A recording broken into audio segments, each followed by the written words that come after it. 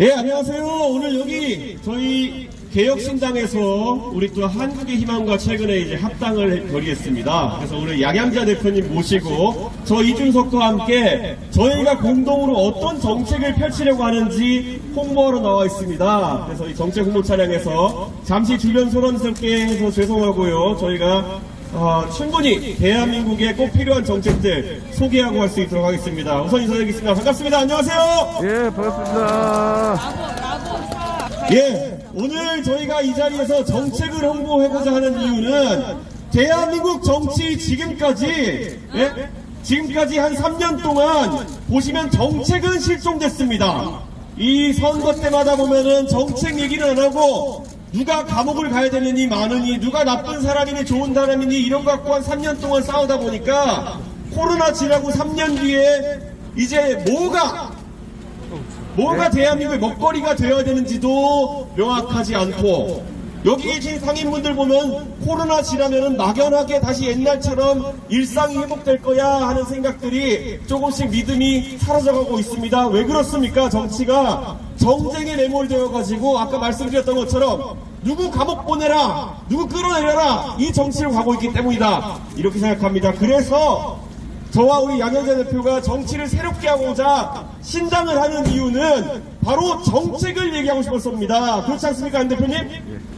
맞습니다. 네. 자, 지금 신당이 나와가지고 저희가 냈던 공약 중에서 가장 국민들이 잘 알고 계신 게 아마 무임승차로 대표되는 교통복지 제도를 어떻게 개선할 것이냐 이런 내용입니다. 이 제도 44년 전에 전두환 대통령 시절에 나온 제도인데 그때는 어르신 인구가 3% 4%일 때 설계된 교통복지 제도입니다. 그런데 지금 40년이 지나가지고 서울 지하철 무임승차 비율이 20%를 넘어서는 상황인데 지금 상황에서도 이런 제도가 유지될 수 있겠느냐 고민해봐야 되는 겁니다. 여기 오실 때 지하철 타신 분들 많을 텐데 얼마 전까지 찍으면은 1250원 찍히지 않았습니까, 여러분?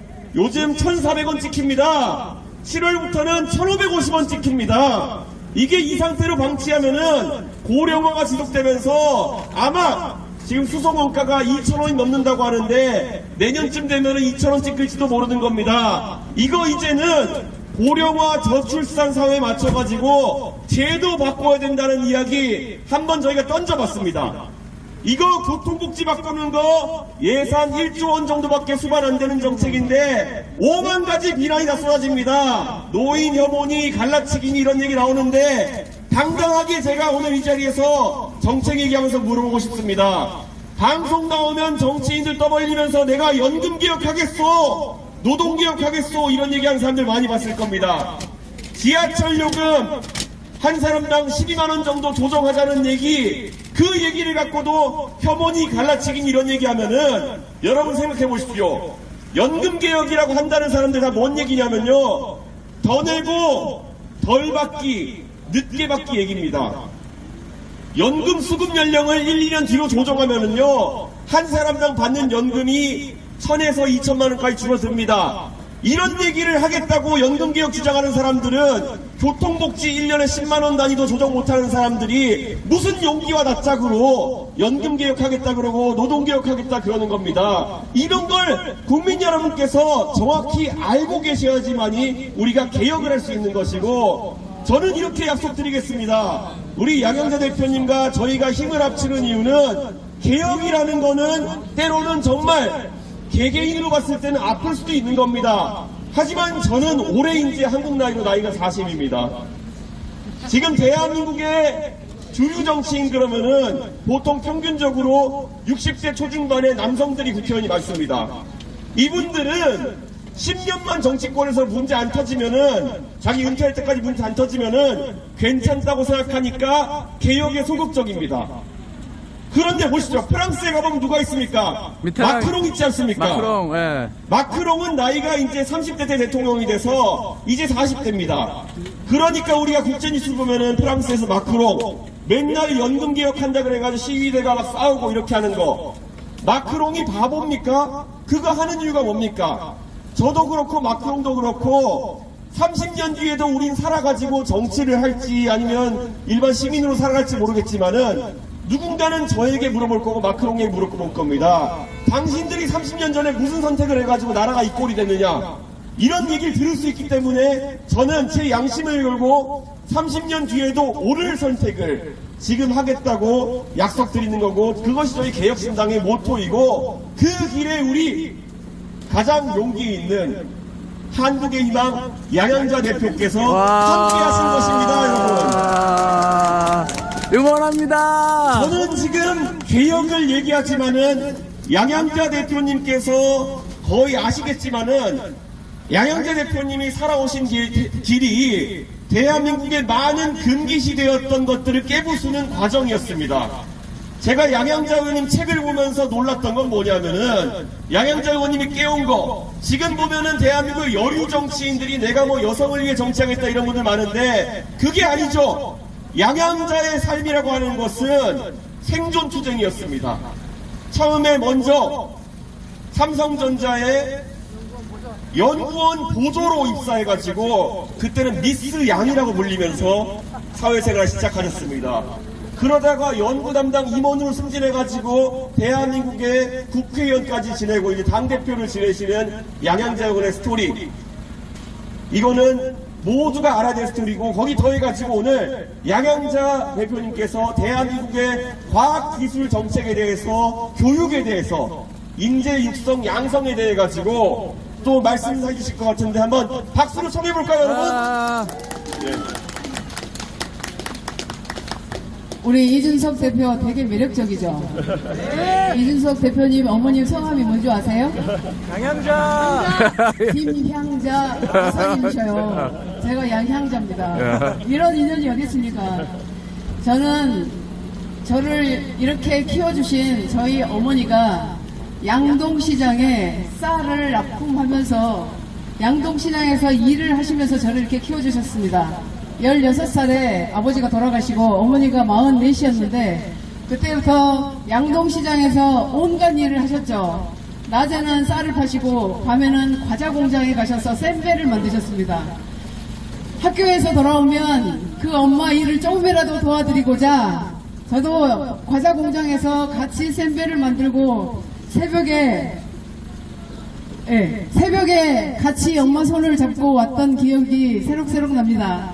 저는 시장에 오면 제가 16살에 고생했던 그 생각이 나면서 적어도 오늘 우리가 열심히 살면 정당한 대가와 성공을 보장받을 수 있는 나라여야 한다고 생각합니다. 여러분! 호남 출신으로, 여성으로, 그리고 고졸 출신으로 제가 반도체 전문가가 돼서 국회의원 300명 중에 단 한 사람 반도체 전문가가 저라고 하는데, 대한민국의 가장 중요한 산업이 뭔지 아시죠? 반도체입니다. 그런데 우리 자녀분들 삼성전자에도 근무할 것이고 SK하이닉스에도 근무할 것이고 자랑스러운 첨단 산업 일을 하면서 일하는 자녀분들 장사 열심히 해서 뒷받침하고 계시죠? 예. 우리의 자랑은 우리 자식들 잘 되는 거라는 거 우리 사장님들 다 동의하시죠? 예. 저는 30년 반도체 개발을 했던 사람입니다. 대한민국이라는 나라가 적어도 주도할 수 있는 나라가 되어야 된다. 대한민국은 지정학적으로도 기정학적으로도 굉장히 위험한 나라입니다. 그렇기 때문에 우리나라는 반도체라고 하는 그 기술로 선도하는 국가가 되어야 된다. 그렇게 생각하는데 동의하십니까? 선도하는 국가가 되려면 제가 이렇게 얘기했습니다. 과학기술과 첨단 산업을 국가 운영의 중심에 두어야 한다. 정당 운영의 중심에 되는 강령에 넣어야 된다. 이렇게 얘기했을 때 가장 먼저 동의해 주신 분이 누군지 아십니까? 이 위대한 이준석 대표입니다. 그래서 우리가 4시간 동안 물도 안 마시고 과학, 기술, 교육, 미래, 청년에 대해서 토론 했습니다. 여러분 보셨죠? 네. 20만이 넘어가고 있습니다. 이게. 그래서 우리가 함께하고 있습니다. 우리가 만들고자 하는 나라는 대내적으로는 국민이 잘 사는 강한 나라, 부민 강국이 되어야 된다고 생각합니다. 그리고 대외적으로는 누구도 건들 수 없는 그런 과학기술 패권 국가가 되어야 된다고 생각합니다. 동의하십니까? 그런데 이런 나라를 만들려면 국회가 중요합니다.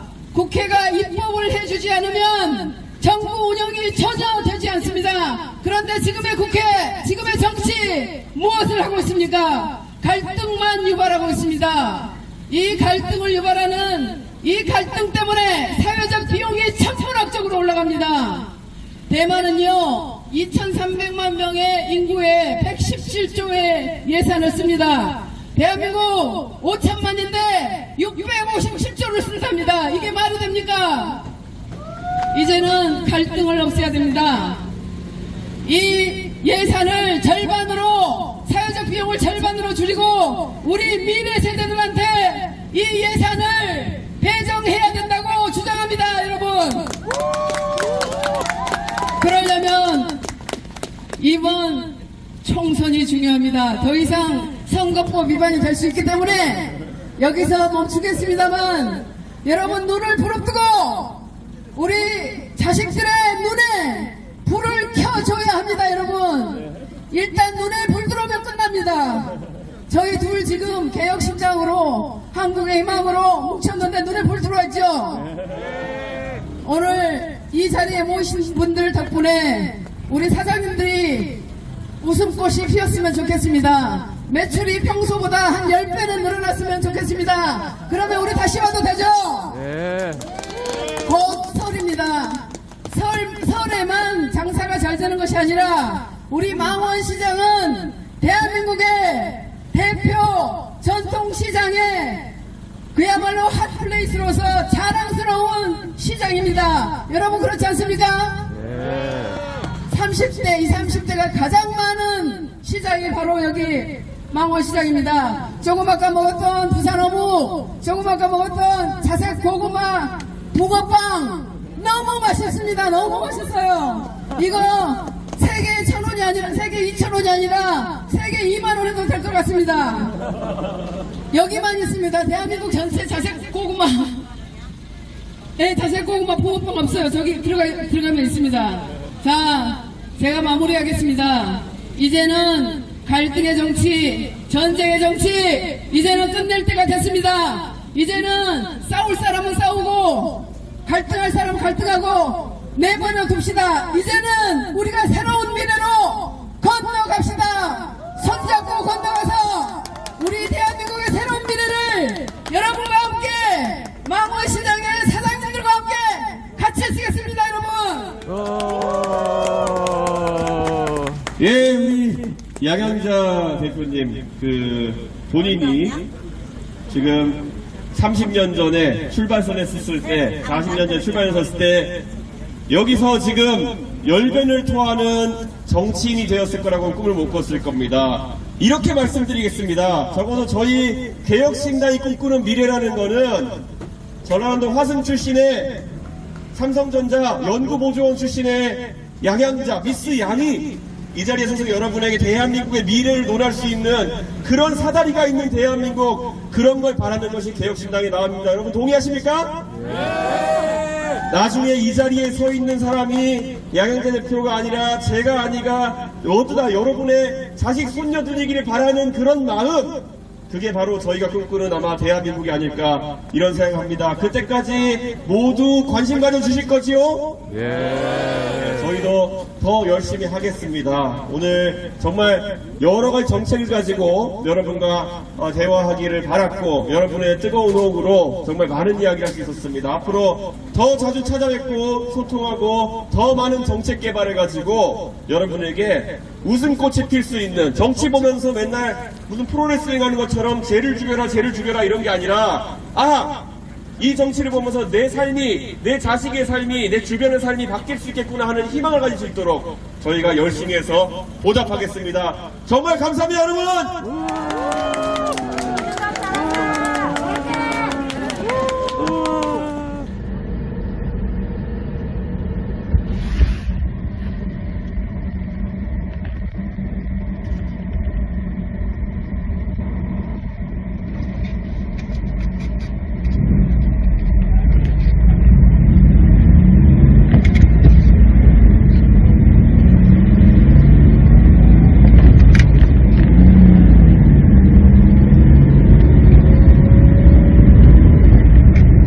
스무스한 변속.